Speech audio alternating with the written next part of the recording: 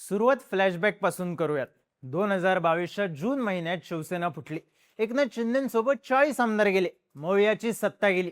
त्यानंतर ठाकरेंचे खासदार सुद्धा फुटले, पण विधान परिषदेचा एकही आमदार फुटला नव्हता।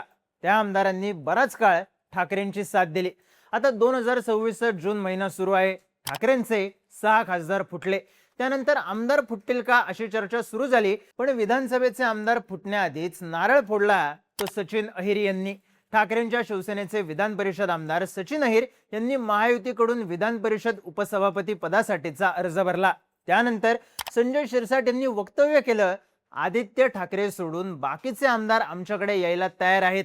त्यामुळे चर्चा सुरू झाली, ठाकरेंचे आमदार फुटायला सुरुवात झाली आहे का? या चर्चा का सुरू झाल्या आहेत, कोणते संकेत दिले जात आहेत आणि ठाकरेंचे आमदार का फुटू शकतात, पाहूयात या व्हिडिओमधून। नमस्कार, मी चिन्मय आणि तुम्ही पाहताय बोलबिडू। एकनाथ शिंदेंनी ऑपरेशन टायगर करत ठाकरेंचे 6 खासदार आपल्या गळाला लावले आणि ठाकरेंचा मोठा गट फुटला।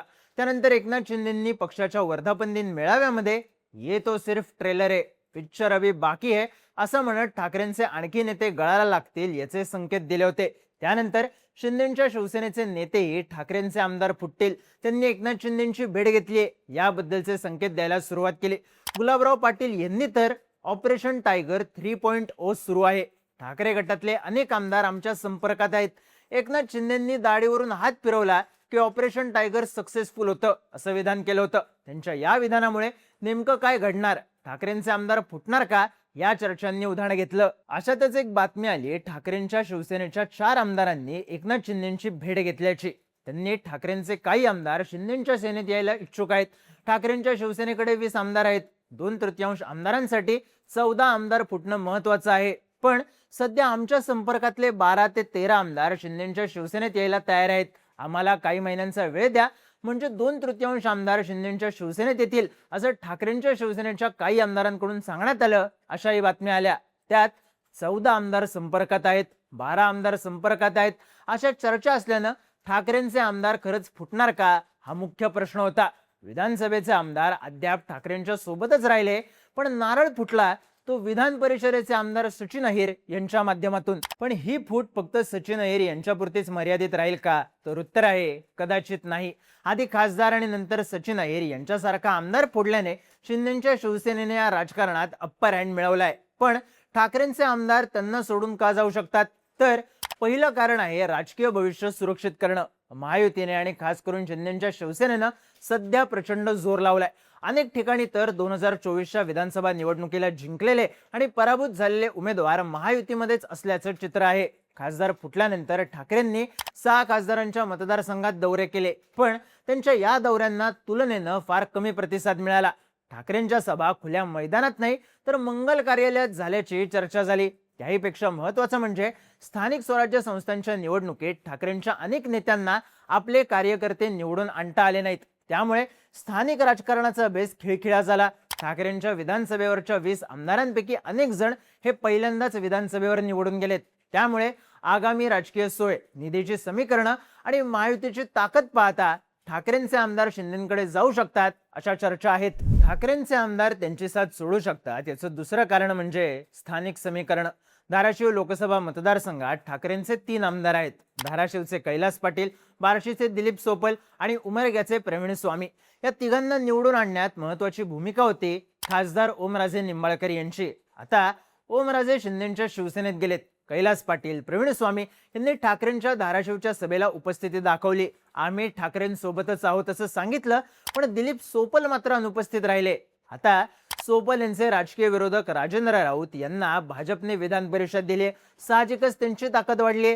त्यामुळे बार्शीतून भाजप किंवा शिंदेंच्या उमेदवाराचा सामना करण्यापेक्षा शिंदेंकडे जाऊन सत्तेचा पर्याय निवडणं सोपल यांच्या सोयीचं असल्याची चर्चा आहे। ही परिस्थिती एकट्या धाराशिवमध्ये नाहीये, अनेक ठिकाणी खासदारांमुळे तयार झालेली पोकळी ठाकरेंच्या शिवसेनेला आणखी डॅमेज करू शकते।